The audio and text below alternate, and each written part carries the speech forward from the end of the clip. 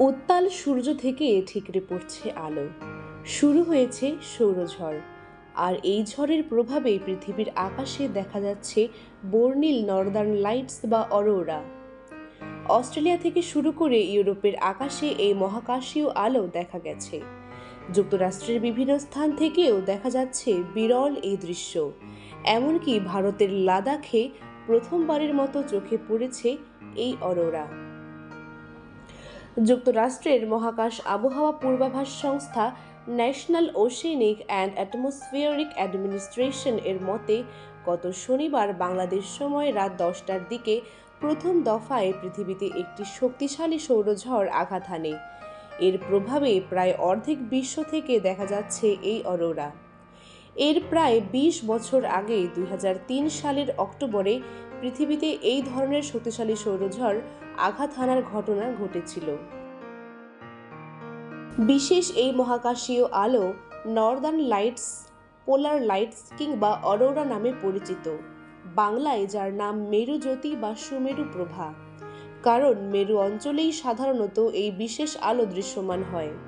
উত্তর মেরুতে একে বলা হয় অরোরা বোরিয়ালিস, আর দক্ষিণ মেরুতে এই আলো অরোরা অস্ট্রালিস নামে পরিচিত।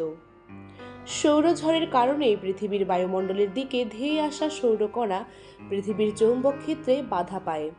কিছু কণা বায়ুমণ্ডলে ঢুকে মেরু অঞ্চলে পৌঁছায়। সেখানে তারা বায়ুর অণুর সঙ্গে ধাক্কা খেয়ে এমন আলোর জন্ম দেয়। মেরু অঞ্চলে এই ঝড় পৌঁছালে বায়ুমণ্ডলের উপরের স্তরে থাকা গ্যাসীয় অণুর সঙ্গে রাসায়নিক ক্রিয়া করে সৌরকণা।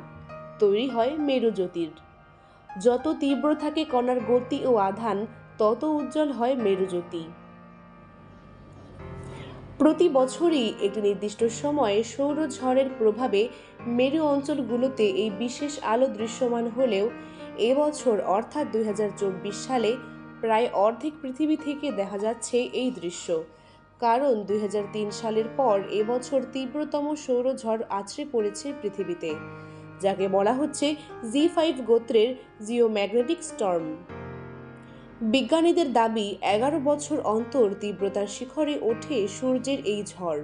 এতেই বাড়ছে অরোরা।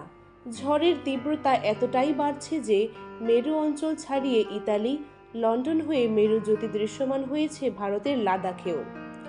সপ্তাহ জুড়ে আরও কয়েকটি তীব্র ঝড় আছড়ে পড়তে পারে পৃথিবীতে, ফলে আরও কয়েকদিন দেখা যেতে পারে এমন অরোরা। সূর্যের এই ঝড় পৃথিবীতে ছড়াচ্ছে মোহনীয় আলো, তবে আধারে ডুবিয়ে দেওয়ার ভয়ও নেহাত কম নয়। এই শক্তিশালী সৌরঝড়ের কারণে পৃথিবীর চৌম্বক ক্ষেত্রের পরিবর্তন হওয়াটাই স্বাভাবিক, যার প্রভাবে স্যাটেলাইট ও বিদ্যুৎ গ্রিডে পড়ে ব্ল্যাক আউট পরিস্থিতি তৈরি হতে পারে।